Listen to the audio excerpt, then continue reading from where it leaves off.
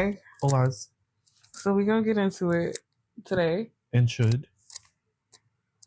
Because you a kinky motherfucker, actually. Am I? Are you? I feel like I'm a saint. The saint of the sluts. The saint of sluts. Saint of sluts. Mm-hmm. Get it correct. Mm-hmm. Sluts. Yeah. But like, how does one be a saint of sluts? How does one do that? No, how to help you. Is it doming everyone into being a slut, or is it? Why am I being so subby all of a sudden? I don't like this. I don't like it. I really do hate this for you. Yeah, it's awful. Yeah. See, anyway. Okay, so I'm talking about being submissive but I'm also a brat, so fight me, actually. Always. But you're a dom. And what does that mean? I'm not just a dom. First, I'm a sub-dom. Not sub-dom, soft dom. Mm-hmm. I feel like I prioritize care and nurturing first and foremost, before jumping into doming anybody. Like, I want to make sure that they're good. Okay. Which looks like a bunch of these somatic exercises. Like, because you've been having me breathing. Because as much as people be wanting to jump right into being kinky and thinking about this, that, and the third, is your partner, first of all, are you centered and grounded? Mm-hmm. And then, is your partner centered and grounded? Like, if not, then some shit has to change. Mm-hmm. And that's centering and grounding. Like, that needs to be priority number one. But that level of care doesn't exist within every dom. Like, that, it just does not. It won't. Okay. So should we breathe now before we get into it? Because as far as like the feelings wheel, fear and submissive is where I'm staying at right now. It's great. We can stay there the entire episode. Where are you feeling the fear? It's very much so like a difference of experience. It's just like I've said I want a pleasure dom. I want to be around a pleasure dom. Like that's the energy that I was manifesting. Mm-hmm. And now that you are here, and now that I know how you practice, that's some scary shit. What's scary about going through a mattress? One, I'm not putting you through it. No. But going through a mattress, one, asking and being like in the space of like getting pleasure as a punishment. You gonna make me like how you fuck me up? That's mentally, and being around someone that has that ability to intentionally undo somebody. Like, you just sitting there with all of that power, and you just. I feel like a lot of what doms do is take a submissive's like mentality and use it against them. Mm-hmm. It's fully like this, like you're talking about the fear, the feelings wheel, the fear and the submissive, but the feelings that come after those, like that are the root of those, is insignificance and worthlessness. Mm-hmm. It's literally tapping into those and like jumping in, like using that against a submissive, like, and not necessarily in a bad way, but like as a pleasure dom, I recognize that the way that people experience pleasure is also surrounded by all the shame. And so that's where like I get joy in hearing you can't hold back because of this shame that you've used to like put up walls and whatnot. Like, when that's gone and tore down, I'm like, look at you moaning and crying and reaching out for fucking God. The reaching out for God is crazy because the amount of people that you tell me just be out here reaching. One of my favorite things is the and then the reaching for like who's about to save you, because it's not my ass and it's not nobody in the sky. I hate that for you. Now look there. Okay, so what are your kinks? I don't have like a ton of kinks. Yeah. Truthfully, I just like making people nut. Like, more than anything. Like seeing someone that is like the artistry of being able to conjure that out of somebody's body and like pushing all of the buttons. Okay. I literally can do just that and be done, like be sexually satisfied. So does that mean that your kinks become like art are theirs? You get to explore whatever their kinks are? Yeah. I would say there are a couple of lines, like hard lines that I have because I'm not okay with blood. And that's an internal thing because I had like blood comes out of me regularly sometimes because I have Crohn's. So like I'd be like, nah. But then also I have sickle cell, so like that's also a blood related thing. So blood's off the table. Okay. But then also piss and shit, like those are not things for me. Just those are good lines. Those are good lines. But ain't nobody trying to mess with what Nah. There be some people. Hey, yo, and we shaming because chill out. Like chill out. But then also like age play has a line for me. Race play is a line. Race play. Chill the fuck out. I'm not into the furry shit.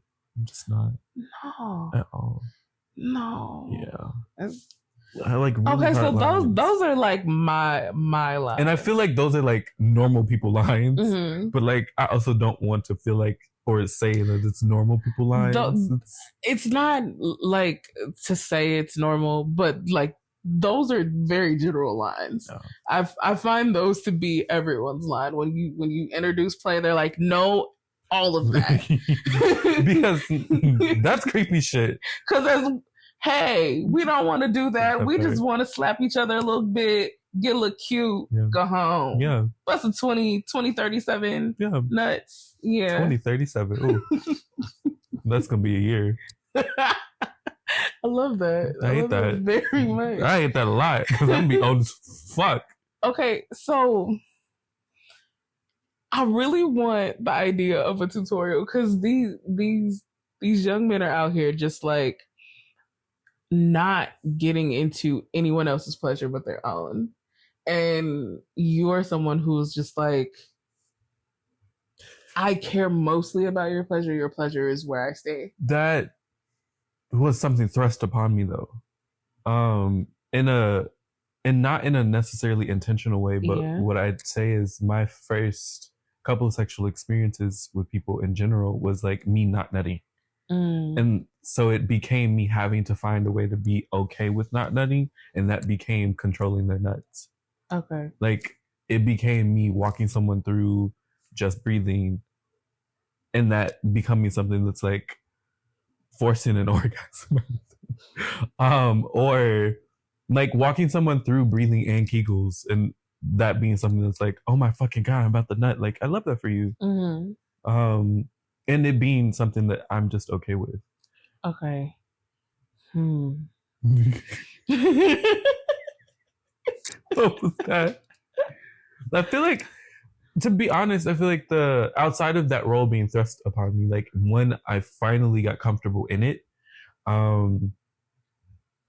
it just became recognizing that to increase my own pleasure, making sure that someone else is receiving pleasure, was important. Like I talk about presence so much, but like being present in that moment with them, making sure that as I'm feeling good in my body and my body's having all the great sensations, that they are also feeling that. It's also recognizing, oh, this pleasurable sensation may be a little too intense, and sometimes that's the goal. Other times it's like, oh, do I want this to result in them nutting? If not, I'm gonna have to edge them, and that means stopping. If not, that's what else is going on here? Like, what's this overwhelm that I'm hearing? Because a lot of doming within a scene is like literally using your fucking senses.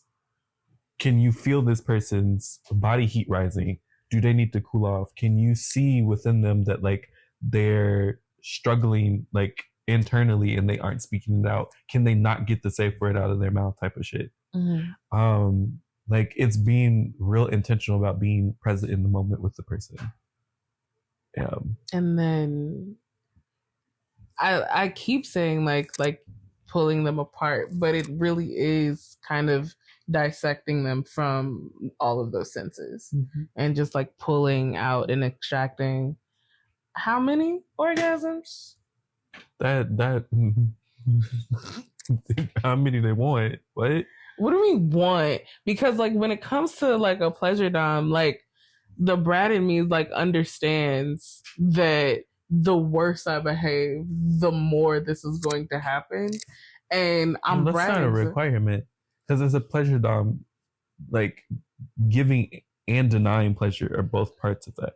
It's not just giving. And that's also the thing because I like all of the things because my kinks are very much impact play and edging and all of the above. Like I have a high tolerance for what I believe I have a high tolerance for things. But y'all just want to be like, okay, so no. Because no. Why? What do you mean? What do you mean why? Because like that's unfair. It's not. It's definitely unfair. You telling me that you seek out brats because you seek out brats. I don't seek out brats. Brats find a way to find me because they need some pleasure in their lives. That's what it's giving. I feel like you seek out brats, and now we're all here, and you're like, yeah, y'all don't get what y'all want. No one gets what they want. And I love that so much. It's unfortunate. You know, it's funny. Which results in more bratting. Which means you like it. No, it's enjoyable because there was some part of that you thought that you could get it and you're not getting now. Yeah. It's great. And like in a platonic space, bratting, I brat everywhere actually. And someone asked me, I was like, so how does Catholic school affect me? Yeah. And I was just like, my issues with authority, I get to express them significantly. Oh, my boyfriend is a brat. Yes, because you collect brats. That is crazy. I don't think I've paid attention because he also has problem with authority. In my life, my ex did too. And all of your best friends. We are all brats. So now we have this realization of you collecting Maybe brats. I do collect them. Maybe I do. And shit. I love that we're having this realization. It's so unintentional. I'd just be like, oh, that's a nice person, not knowing all types of fucking brat. Because you need that. Crazy work. It's okay though. Damn. And the most interesting thing is that he's a brat. How did you not know that? I think when we first met, we bratted at you. Yeah, we were bratting. That was hilarious. On top of it, and I was like, "We're both gonna get in trouble," and we both got in trouble. I don't know how he got in trouble, but I remember how I got in trouble. It didn't matter. I remember that you made me wash my dishes. And it was so, I talked about you that were having for a week. I was just experience. like, oh my God, this is ridiculous. Yeah, but you was enjoying washing the dishes. I was enjoying washing the dishes, and that's how I tell the story. It was like somehow they made me enjoy wash my dishes because like I don't even know how we transitioned from just a regular conversation to, you were like, well, how do you start washing the dishes? I was like, well, the issue is starting. You were like, okay, well, wash a dish. You're not leaving the sink until the dishes are done. And you better sit the camera up and see, look at that. And you were praising. You were like, see, look at that. You washed another dish. I was like, but I'm washing the dishes. Oh, at first I denied that I saw you washing any of the dishes. You did. You were like, so upset. You were like, you didn't wash any dishes. You were like, I haven't seen you wash one yet. And I was 5 dishes in. You were like, well, show it to me. So then I had to set the camera up so you could see me washing the dishes. And then my phone died because I don't ever charge my phone. Yeah. And I panicked. I fully was like, oh, okay. And I was like, fuck. Oh no, I didn't mean to do that because I was just like, I could just leave. I tried to wrap my way out of it. You really did. I could just I remember that, and then your shit died. And I was like, and the way you called back with I was the like, quickest... I'm so sorry. I am so sorry. You were like, that was crazy work. Yeah.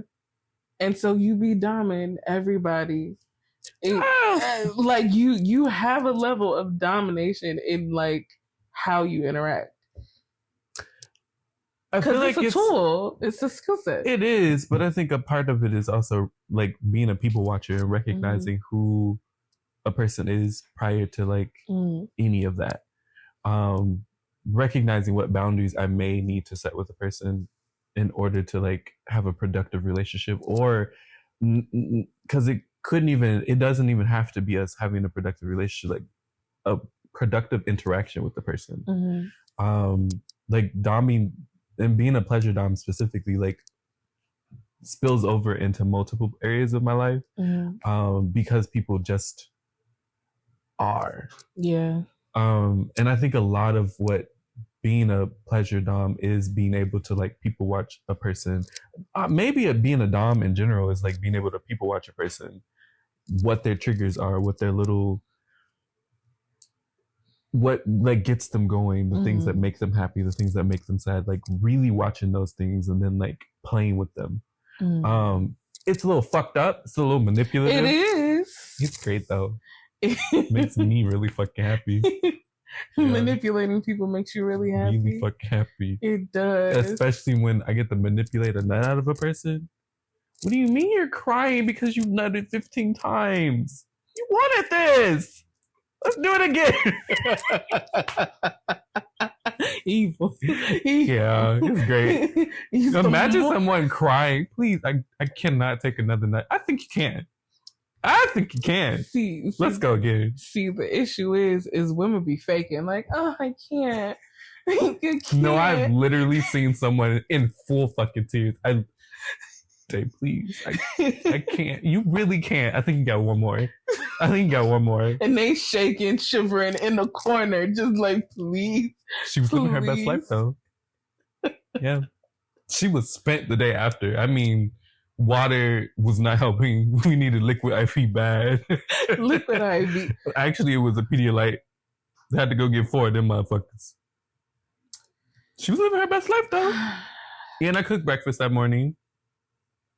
And lunch, and then I left. She had to figure out. You were like, you all right now. Like, I done took care of you all day. I done did what I needed to do. I made sure you were good in multiple different ways. That part is good. You good. I'm a peace out. I'm tired. I didn't sleep that night. I put in work. I was working. I was working hard. And then did the work to take care of you afterward. Please, I'm going home. Yeah. So when men want to know what women want, when partners want to know what partners want, I think it's that. I think it's the at the very least the active act of seeing someone and taking care of them. Like those two things at the same time, because like talking about it and the consent around it, those are two things that are really important. Because one, you got to have a conversation like, hey, I really like it when you choke. However, please do not get my windpipes. Just get the part where it needs to be had. Which is so interesting. I remember first of all, I had a dream last night. There was a flashback to an instance where I was choking the person wrong. And for the life of me, they weren't saying the safe word. The fear in their eyes was there from jump, so I couldn't tell that it was a different type of fear. And I remember it afterward, because nothing in them was like, stop the scene. They just kept going. But afterward, they go, yeah, you were choking me wrong. That's what the safe word's for. Like, that's why I had the conversation prior to, and having the conversation with them afterward let me know that they didn't feel comfortable enough to use a safe word and stop a scene. And I'm like, no, babe, that's the entire reason the safe word exists, so that you are safe. Like, legitimately. Like, say the safe word.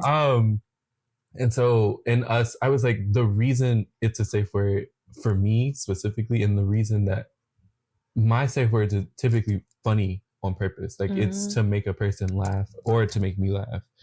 So that I know that like we've exited the scene, or there's a need to immediately exit the scene. So I remember the safe word for them being fluffy, like just for some bullshit.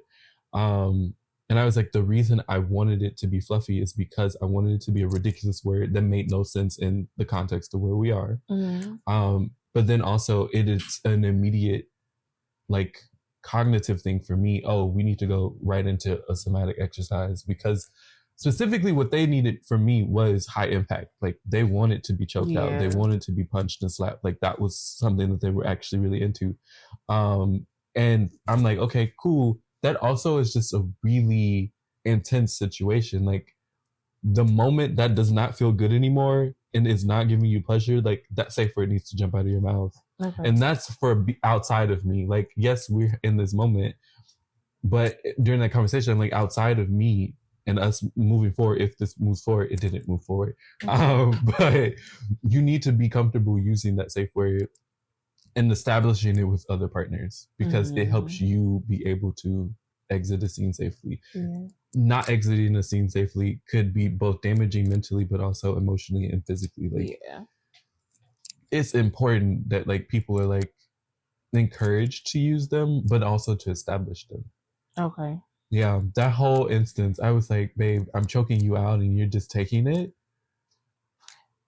It be the people pleasing in it all. I do get that. Because like we just had a moment and it was very, very small, but we were set up to be on the floor. And I'm fidgeting and I'm like moving around. I'm trying to figure out how this is going to be okay. And I'm just trying to figure it out internally because I'm processing that inside. You're like, are you uncomfortable? And I was like, yes, but I'm still trying to figure it out. You just said yes, and then you said but. Yeah. Can we focus on the yes part? The but's never needed, because the but is you then trying to put your needs to the side, and that's the important part of it. Your needs are important. And so like that's whenever I have conversations with other men, like me and my brother have regular conversations about like sex, but I don't feel like conversations like that happen often. Where a person has a need, the moment they say but, that's a trigger from the past. Like they're trying to people please in the moment. Refocus on whatever that need was, because it's a literal, like they need that in the moment right now. And I started like training him to do it, like recognize it in his acknowledging whenever he would say it. Like, I need to go to the store, but you need to go to the store? Do you want my car? Is that what you're asking for right now? Because the moment you say but, it's negotiable, and it's not. You ate that. I know. You did. and it takes a whole lot of recognizing that. How did you get to the point where you're calling it out on other people? And where does your people pleasing stop in that moment then? I'd say my people pleasing hasn't necessarily stopped. It's more been me working through, like doing the work to heal from it. There are definitely still moments where I find myself people pleasing and have to have it called out. But that's how I'm comfortable in being able to recognize it, both within myself and other people. Like, call me out. Like both my partner and all of the people around me kind of are like taught that it's okay to call me out when they recognize me people pleasing. Hey, I heard you just say, and your legs are tired, or I'm recognizing that your mood shifted. Like, it's intentional that that's the people I'm surrounding myself with now, because not only do I want to be able to be that safe place for other people, I know that I also need that safe place. Which is why it's also important in the scene to like use those safe words, because maybe your scene partner is overextending themselves and you don't fucking recognize that. Like they don't recognize that because they're too focused on you. As a pleasure dom, it's so easy to like get into this people pleasing habit in the middle of a scene where like my legs are fucking numb, or my back hurts, or my fucking throat and mouth and tongue hurt, and I need somebody to chill the fuck out, and I need to chill the fuck out, and I'm like not saying anything because I'm like, you haven't fucking nutted yet. Like, yeah, that's what you're focused on, if you're focused on anything. It's like I don't like for my brain to go blank, but it's we're not here. And it's the coming back into that moment. So give me a scene that is like, okay, this is This is a top tier scene. One of my favorites was. I'm going to refrain from saying let me get names. set. Let me get set. But there is a person that almost got pregnant. Yeah, my favorite scene with them was them wanting to be Dom, but me never. They also wanted me to be Dom. Mm-hmm. I'm like, okay, so I have to tell you what to do, but you want to be the one like in the top position. Mm-hmm. And I'm like, okay, I can show you what to do and explain to you, but like it's going to be crazy. So it ended up them pegging me and all this otherness. It was great. It was a great little. I explained to them how to first open me up and how to like smoothly transition from like just ass play to like sticking something in my ass. Because women don't peg correctly. Because it's a fake dick. Like you can't feel it in the way that a male can feel their penis like being something. And so like it's such an interesting, like, I don't know, people having penises is just, that's a whole ass thing. That's the thing. But her whipping out a dildo, pegging me, and I remember explaining to her, like, okay, if you're going to dom me, like, I want to be slapped around. I want to be like this, that, and the third. Yeah. In the moment, like we're in the middle of the scene, like she's on top of me, like beating my shit. And she's explaining to me that she doesn't know what to do next. I was like, that's cool. And what feels more natural? Like, what's the next thing that you feel like you need to do? But I feel like I need to check in with you right now. I was like, that's a great way to go about this. Yeah. Because I am slightly sore right now. Like that's important to check in with that partner as much as you're doing the work. She checked in with me. She wanted to stop. I didn't want to. So like it had to be this conversation on if she feels like we need to stop because she's the dominant situation. That's pretty much what is going to happen. Like there's no ifs, ands, and buts about it. As the dominant situation, you get to make those calls. You felt like we need to stop. I'm going to stop. As a submissive situation, it's oh fuck, like I didn't want to stop.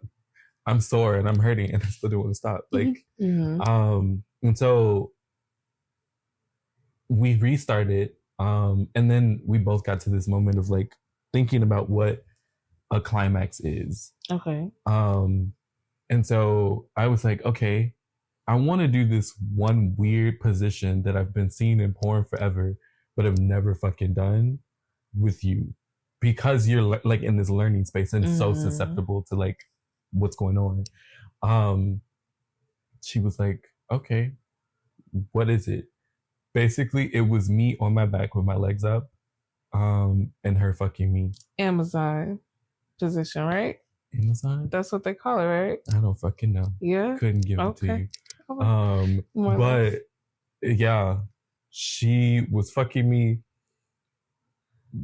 crazy. It was crazy. There was a point where my eyesight low-key went black and I started seeing stars. Live. It was so intense. But I nutted. She nutted. She nutted so much it was soaking through. She squirted and nutted, like, and it was soaking through the strap. And it started running down the dildo into me. And the way I went fucking ballistic afterward, I was like, a woman just nutted at me.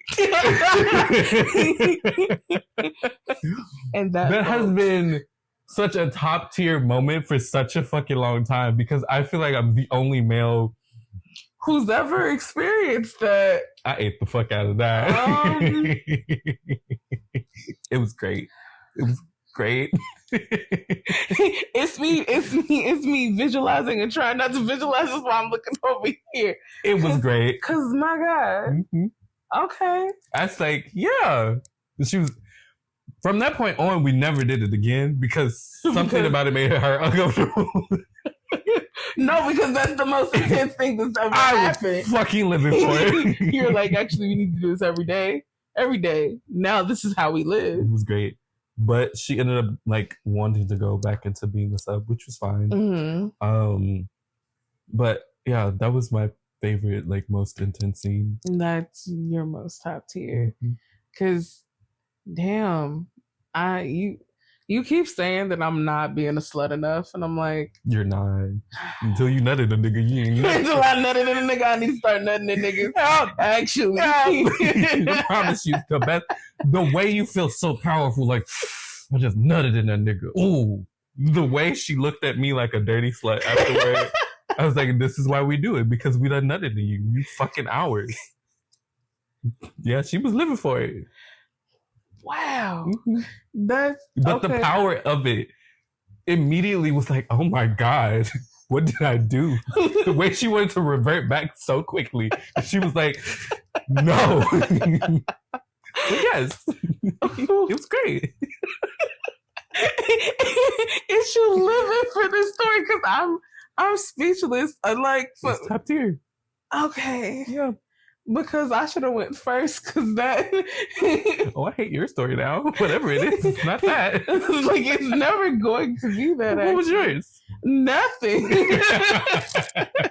It was a waste of time. Apparently, no one experienced anything cathartic like that. And I was like, no, the best experience that I've had was someone who bought all of the toys that I wanted, and we tried them all out, decided that I didn't like nipple clamps, decided that I really needed a vibe, in a specific spot at that time. But that was it. Besides, the best part is like we kept going. We kept exploring. Like we turned into like years into a relationship.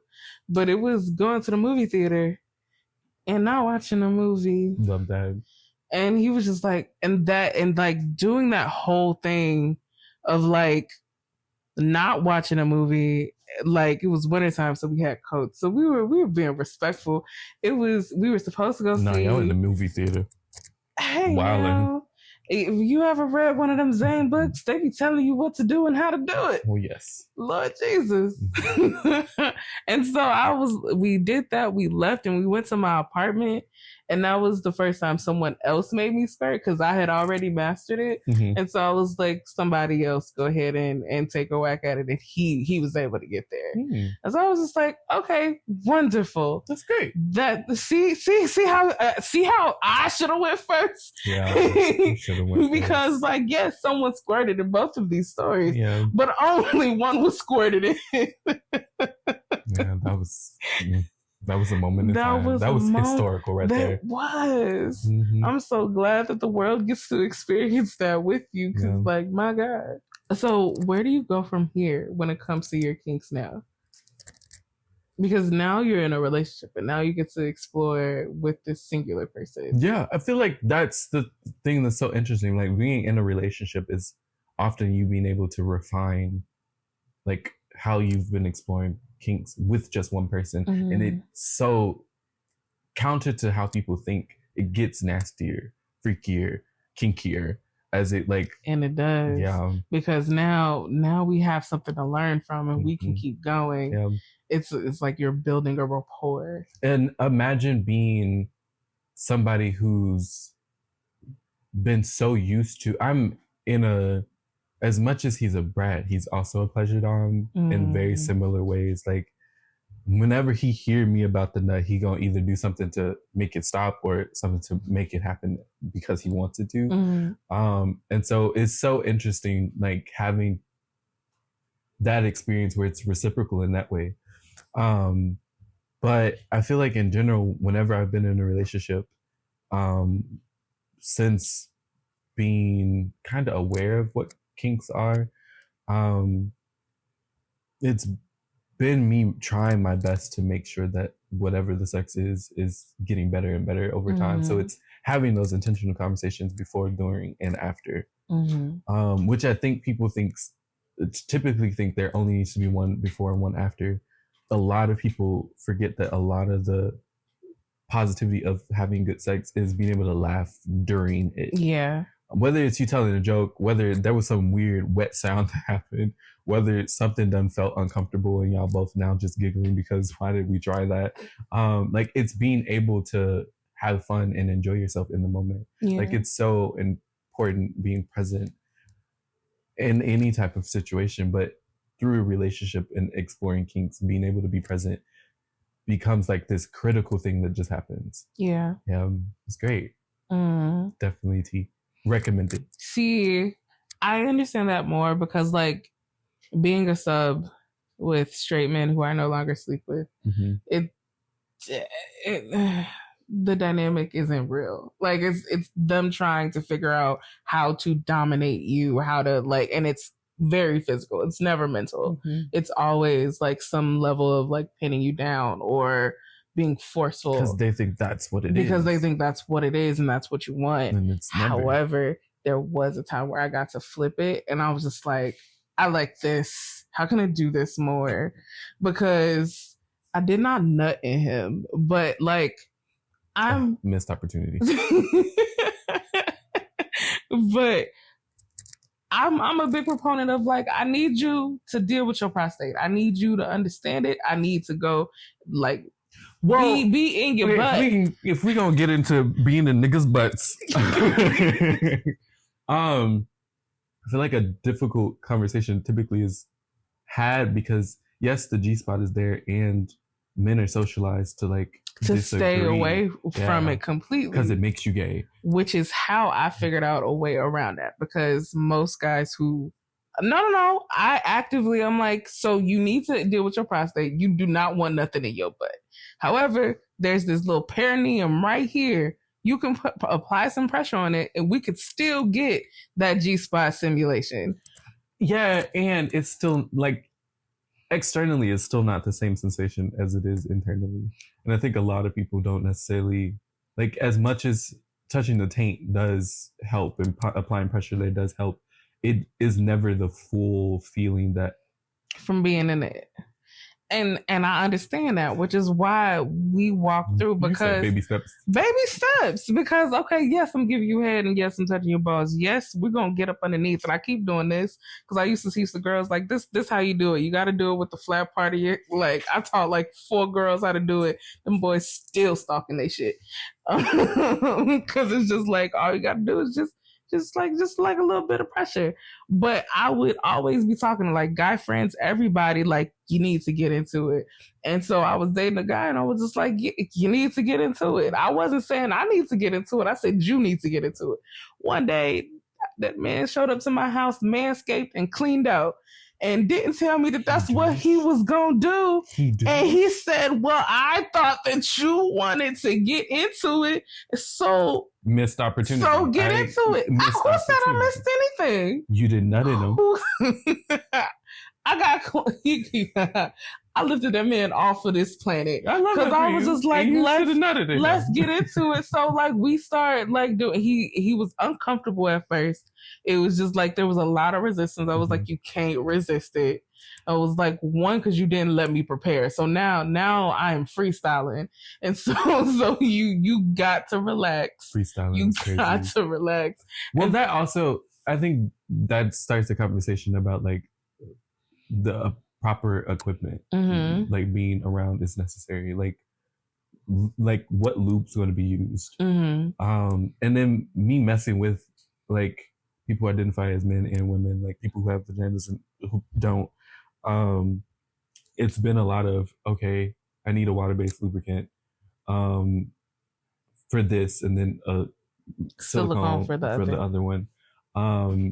And having to be intentional about switching and like recognizing that one does not work well in one place and it works better in the like the trial and error of it all, and being okay and comfortable with like recognizing the trial and error. Like a water-based lube in an asshole is gonna hurt in like 5 minutes.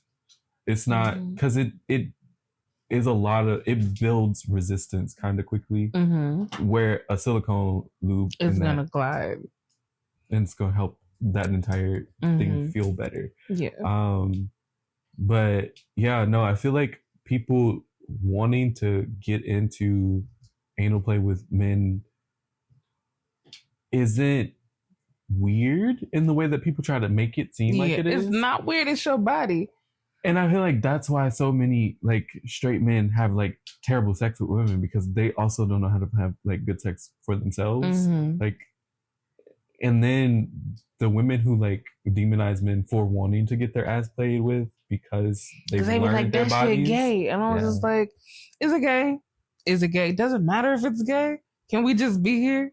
Have this moment. We can't. They be playing so much. It's the fear. It's a fear that gets into of being rejected. Of being rejected. It's actually because it's just like, as much as I want to blame men for a lot of things, and I can, there's a list. As there should be. As there should be. Women are also to blame for not allowing the space, because all the women up in here is like, oh my God, we done creamed so many panties having that conversation about that scene that you just had. Right? But how many women are also going to be in a space they're like, okay, so I also want a partner like this that has had these experiences, that can bring these experiences to me. Mm-hmm. There aren't a lot of women, especially not a lot of Black women, that are like here for it correctly. Facts. I feel like there's a fear, like the excitement aspect of it isn't present. Mm-hmm. It is definitely a fear of being rejection or needing to reject because, oh, something's wrong. But then it's the like ever-present fear of messing with people who have sex that isn't vanilla or isn't average, needing to make sure that the conversation's like different. You are having an intentional reframing moment. Like, you're a woman, I'm a man, we're engaged in this, and that doesn't make me gay because I want you to do this type of thing. And then working really on being present, like intentionally present. Yeah. Working on breathing techniques together, like I'm breathing in, you breathing out, I'm breathing in, you breathing out, type of thing. Just to co-regulate the body together. Like there are a lot of simple ways to like help build that trust in order to build to that moment where some woman is also nothing and some man with a strap. And it's beautiful. That was toxic, low key. The situationship of it all was toxic, but like, and was. You can have this amazing sex without being toxic, but child, when it's toxic, child, we be having stories. Because like the way I've made a man levitate, and I thought he was leaving us. You was just gonna let him die? What was I gonna do? He was my hands were here. What was I gonna do? I was like, you need to breathe. Because like the thing is, what is breathing? The thing with that is that I'm pretty sure that he had never been in a space where he was able to release that much at that time. Mm-hmm. So it was like the sheer shock of being able to release that much. Like his back was arched. I had to like actually stimulate breath. I love that moment. That's why I'm a pleasure dom. That moment, is immaculate. 'Cause like, what do you mean you forgot you were living on Earth? Just gone in the clouds, babe. I call it levitate. Like, just get into it. No, I love watching a person just not be able to think straight. Like, oh my, like they done forgot their fucking name. Mm-hmm. Ooh, I used to love making this anyway. And that's the thing. Like, I'm submissive in the way that I like to brat, but the second that I got into a pleasure dom space, and it was only with that partner, I was like, since I'm not having a good time, I'm gonna have a good time. Which is really what that happened. Like, that's really how that happens. Like, becoming a pleasure dom is really recognizing I'm not having a good time. How do I have a good time? Oh, there go the realization. Maybe I need to start nutting at niggas because this is actually that dog meme is forever that dog meme. Because wait, no, let's have a moment, because I could fully I could see that on a regular basis. I told you need to slut better. I do. Looking into the camera, I'm like, slut better. Let's get into it, because that's very necessary. Yes, it is. You gonna help me? You gonna help me find somebody to slut up? Sure. Because I was like, I feel like one of my other friends has already been very. Once he drunk, he ready to be slutted out by you. But see, it's once he's drunk though. He needs to let all of it go. His inhibitions got to. He surely has been all up in my titties. It didn't feel gay at all. He was ready. It didn't feel gay at you all. were one more shot away from getting pregnant. I don't know why you was playing that I day. was like, I didn't let gay niggas go in, and they be like swimming and playing with the fish. They be wild. I watched I was like, that felt like real. It was. He was here for it. Ooh, y'all. Mm-hmm. Don't spill his tea like that. I didn't. I never said a name. I didn't say no type of name. Okay, so I need to breathe. I bet. Because how do you stuck on that woman under me? I'm really stuck on it. I have to recreate it. I'm inspired. So in this moment, I'm like, okay, how do we balance this feeling I'm feeling right now? I'd say the exercise that would be most important and most applicable would be the co-regulated breathing. So it's having to watch the person next to you or across from you or whatever. Okay. But as they breathe in, you're breathing out. As they breathe out, you're breathing in. Okay. Like that reciprocity of breath. So we gotta face each other and yeah. But like it's focusing on the other person's breath, pretty much. Okay. It both helps in you being able to like stay focused with each other and present in the moment, especially if it's a really heated scene. But then also to what's the word? Kind of recenter. Okay. Yeah. So I'm going to breathe in, you breathe out. Okay.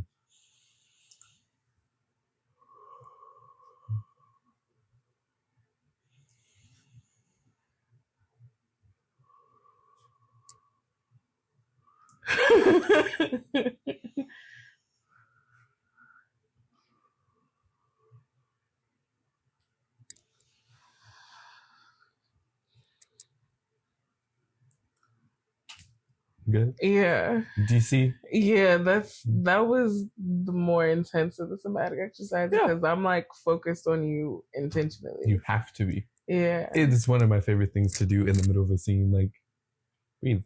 So focus on me breathing. Ooh, I'm a whore. You are, because it's like the focus on you, and I'm like, okay. And so now I'm like looking at your mouth. I'm like waiting for you to change because now I have to be on pace with you too. Yeah, you imagine having to like forcing someone to do that while fingering them.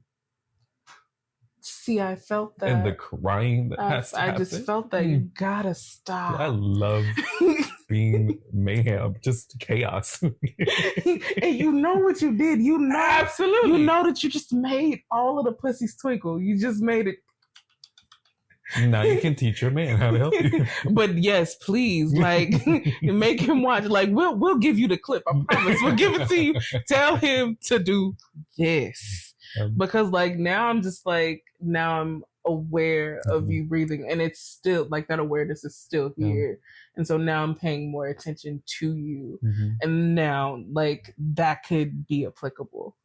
Yeah. Yeah. Y'all need to, and it's just like that's the talking you through as it. As the saint of sluts, I have to be out here preaching to the choirs. This is how this happens. This is how you have atomic sex. Atomic sex. Atomic. Okay. Can we breathe one more time?